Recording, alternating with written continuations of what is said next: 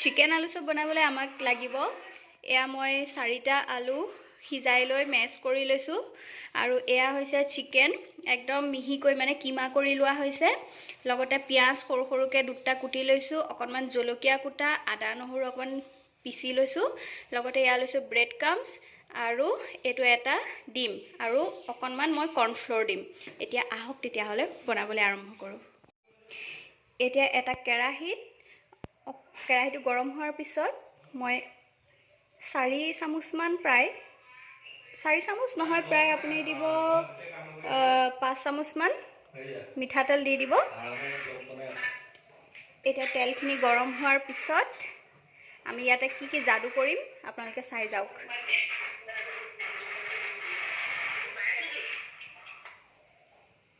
আৰু তেলখিনি গৰম হোৱাৰ পিছতে কুটি লোৱা পিয়াজখিনি মই এতিয়া ইয়াত ঢালি দিম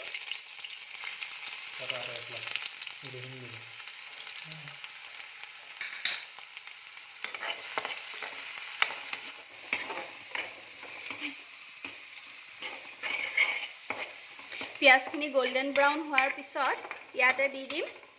আদা নহৰু আৰু কুটি লোৱা কেঁচা জলকীয়া এতিয়া ইয়াতে কুটি লোৱা আদা নহৰু আৰু কেঁচা জলকীয়াখিনি মই দি দিছোঁ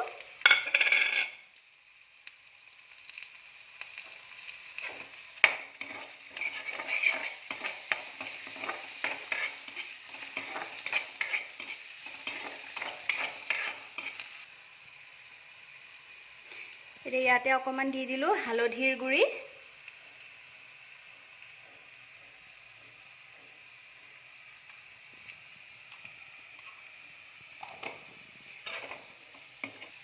লগতে অকণমান দি দিছোঁ গৰম মছলা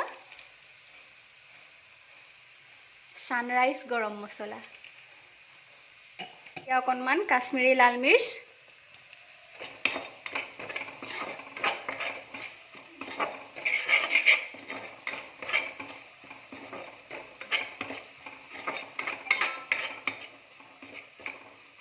এতিয়া ইয়াতে দি দিম অকণমান জিৰা গুড়ি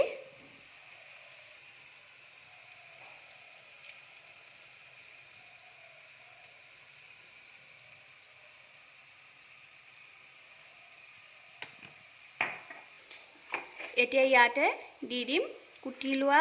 মানে কিমা কৰি থোৱা চিকেনখিনি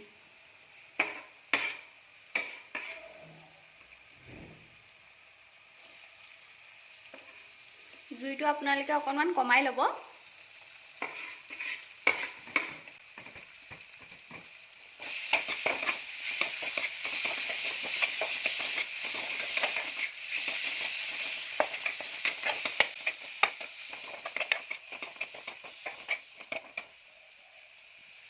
এতিয়া ব্ৰেড ক্ৰাম্বছখিনিত মই অকণমান চিলি ফ্লেক্স দি লৈছোঁ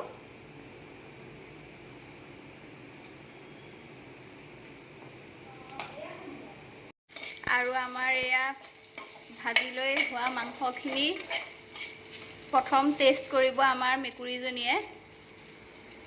তাইলে অকণমান বেলেগকৈ কাঢ়ি থৈছোঁ হৈ যাব এতিয়া এইখিনি চিকেনতে আমি পিটিকা কৰি থোৱা আলুখিনি দি দিম আৰু দুইখিনি একেলগে 5 মিনিটমানৰ কাৰণে ভাজি লওঁ এতিয়া এইখিনি একেলগে প্ৰায় 5 মিনিটমানৰ কাৰণে ভাজি লওঁ আৰু গম পাইছে নহয় এতিয়ালৈকে আমি নিমখ দিয়া নাই ফাইনেলি একেবাৰে শেষত আন্দাজ মতে নিমখ অলপ দি দিম আৰু এতিয়া ইয়াত একেবাৰে শেষত আন্দাজ মতে নিমখ দি দিছোঁ নিমখটো আপোনালোকে শেষত দিব তেতিয়া গম পাব কিমান পৰিমাণ লাগিব আৰু এতিয়া ইয়াত যিখিনি আমি ভাজি লৈছিলোঁ চিকেন আৰু আলুৰ তাতে এনেকৈ কৰ্ণফ্লোৰ 3 চামুচ দি দিব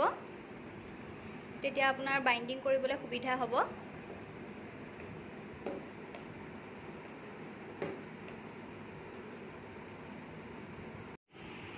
আৰু তাৰ পিছত এটা এটাকৈ আপোনাৰ মন পছন্দৰ অনুযায়ী আকাৰ দি যাব বেছিভাগ আলু চপ এনেকৈ চিলিণ্ডাৰ আকাৰত কৰিলে দেখিও ভাল লাগে আৰু হোটেলৰ পৰা কিনাৰ নিচিনা লাগে আৰু এনেদৰে আপুনি এটা এটাকৈ নিজৰ মন পচন্দৰ আকাৰ দি যাব আমি এনেদৰে দীঘলকৈ চিলিণ্ডাৰ আকাৰ দি গৈছোঁ আৰু আহক এতিয়া গোটেইকেইটা এনেদৰে বনাই লওঁ আৰু এয়া চাওক এনেধৰণে মই শ্বেপ দি ল'লোঁ এইকেইটা চিলিণ্ডাৰ আকাৰত আৰু এইকেইটা মই এনেকৈ চেপেটা আকাৰত কৰি লৈছোঁ এইটো কি কাৰণে কৰিছোঁ পিছত আপোনালোকক জনাম মই এইটো আবেলিকৈ বাৰ্গাৰ বনাম বুলি ভাবিছোঁ গতিকে তাৰ কাৰণে এইটো চিকেন পেটিছ হৈ যাব এতিয়া এটা গৰম কেৰাহীত মই ৰিফাইন অইল লৈ লৈছোঁ অলপ সৰহকৈ দিব আলু চবখিনি ডুব যাব লাগিব আৰু তেলখিনি ভালদৰে গৰম হ'বলৈ অকণমান সময় এৰি দিব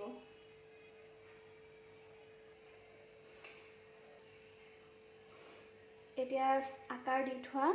চবখিনি মই আকৌ এবাৰ এনেদৰে আকাৰ দি লৈ প্ৰথমতে যিখিনি ডিম মই ফেটি ৰাখিছিলোঁ ডিমটোত এবাৰ এনেকৈ ডুবাই লৈছোঁ ডুবাই লৈ লাহেকৈ যিখিনি ব্ৰেড ক্ৰামখিনিত এনেদৰে লেটিয়াই লৈছোঁ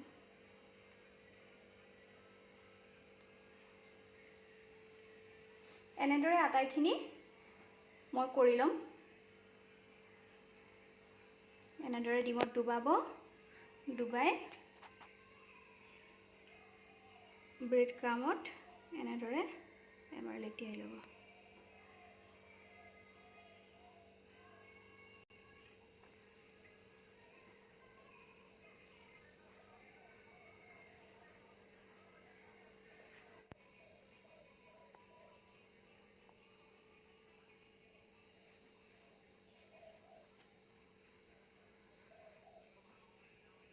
আৰু আমাৰ তেলখিনি গৰম হৈ গ'ল এতিয়া জুইৰ ফ্লেমটো একদম কমাই ল'ব কমাই এটা এটাকৈ চবখিনি দি যাব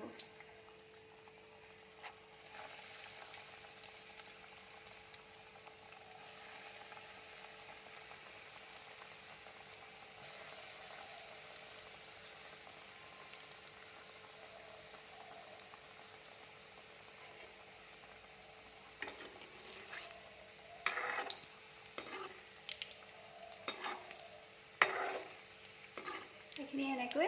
গোল্ডেন ব্ৰাউন হোৱালৈকে আপুনি ভাজি থাকিব এয়া চাওক কি ধুনীয়া কালাৰ হৈ গৈছে এনেকুৱা হৈ যোৱাৰ লগে লগে আপুনি নমাই দিব পাৰিব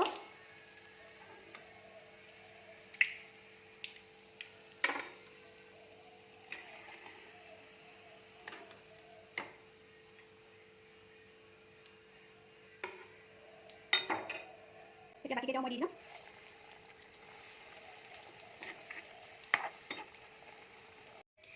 আৰু এয়া চাওক ক্ৰিস্পি চিকেন আলু চপ হৈ গ'ল তৈয়াৰ এয়া আমি এতিয়া গৰমে গৰমে লাল চাহৰ সৈতে সোৱাদ ল'ম আৰু আপুনিও যদি এই সোৱাদৰ ভাগ ল'ব বিচাৰিছে তেন্তে দেৰি নকৰি আমাৰ ৰেচিপিটো চাই ধুনীয়াকৈ ফ'ল' কৰি বনাবলৈ আৰম্ভ কৰি দিয়ক তেতিয়াহ'লে আজিলৈ বিদায় লৈছোঁ পুনৰ লগ পাম অন্য এটি ভিডিঅ'ত